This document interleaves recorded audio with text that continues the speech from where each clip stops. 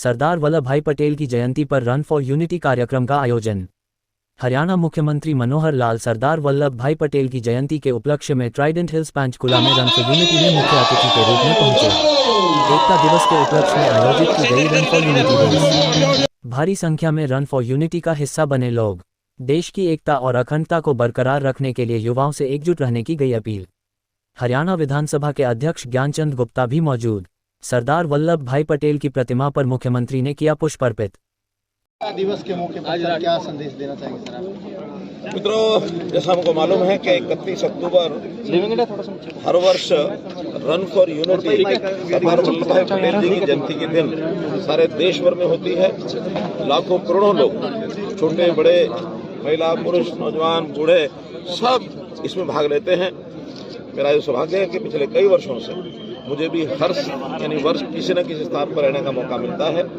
आज पंचकुला के इस क्षेत्र के अंदर और एक प्रकार की एक बड़ी यात्रा पहली बार इस क्षेत्र में मुझे लगता हुई है। इसका एक संदेश यही है कि देश को आज़ाद कराने वाले रणबांकुरों ने अपने बलिदान दे करके बड़ी मुश्किल से आज़ादी ली है। इसकी एकता और अखंडता ये हमेशा बनी रहे, ये भाव लोगों के, नागरिकों के मन में आता रहे। सरदार वल्लभ भाई पटेल इसके एक प्रतीक के रूप में उनकी जयंती का दिन इसलिए चुना है कि जब देश आज़ाद हुआ उस समय 562 रियासतों में ये देश बटा हुआ था। उन्होंने बिना किसी विवाद के सब लोगों को तैयार किया। राजे महाराजे, छोटे बड़े, रियासतों के सारे जितने मंसूबेदार थे, उन सबको भारत के संविधान के अंतर्गत, शासन व्यवस्था के अंतर्गत आने के लिए राजी किया और सब लोग राजी हुए। और उसी एकता और अखंडता को यानी एक प्रकार से उस प्रतीक के रूप में आज उनके जन्मदिन पर हम राष्ट्रीय एकता दिवस मनाते हैं। आज का इस कार्यक्रम में बहुत ही प्रसन्नता हुई कि हजारों नौजवान, स्कूलों के बच्चे, कॉलेज के बच्चे, बाकी सब लोग आज की इस दौड़ में शामिल हुए हैं। इन सब के लिए बहुत बहुत शुभकामनाओं की कामना। आपने एक इस शपथ का देश के ज्यादा से ज्यादा नागरिक पालन करें, जैसे दौड़ में ये शपथ दिलाई जाती है।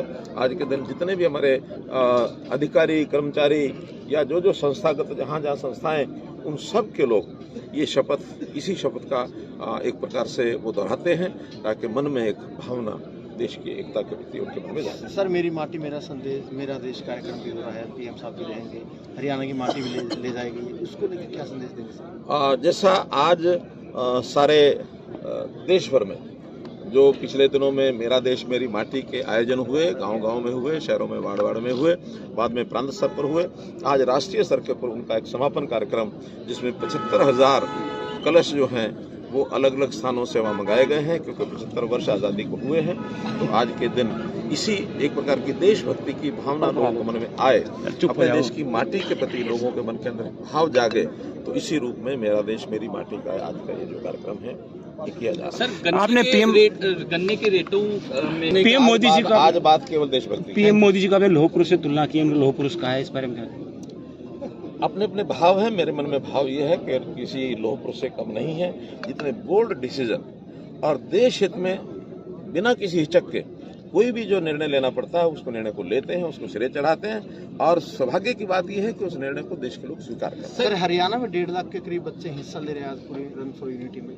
पूरे प्रदेश में कार्यक्रम हो रहे हैं। पूरे प्रदेश के अंदर ब्लॉक स्तर के ऊपर तो हो ही रहे हैं, सब डिवीजन स्तर पर हो रहे हैं। कहीं कहीं संस्थाएं अपने लेवल पर नीचे भी कर रही हैं। अभी तो हमारी जानकारी 1.5 लाख की है, लेकिन जब सारा कार्यक्रम आज का दिन भर का हो जाएगा, सायकाल मुझे लगता है इससे ज्यादा संख्या लोगों के जो भागीदार है उनकी संख्या। सर, 2 तारीख को एक करनाल में प्रोग्राम भी है, उसके बारे में बता दो, क्या सौगात हरियाणा वासियों को मिलने वाली? देखिए, वो हमारा एक प्रकार का इस प्रकार का कार्यक्रम है कि अंत्योदय के पुरोधा पंडित दीनदयाल जी उपाध्याय रहे और उन्होंने देश की ऐसी जनता जो अंतिम पायदान पर है उन सब के लिए सरकारी योजनाएं, सरकारी जो स्कीम्स का लाभ जिनको मिला है, ऐसे सब लोगों को हमने वहाँ बुलाया है।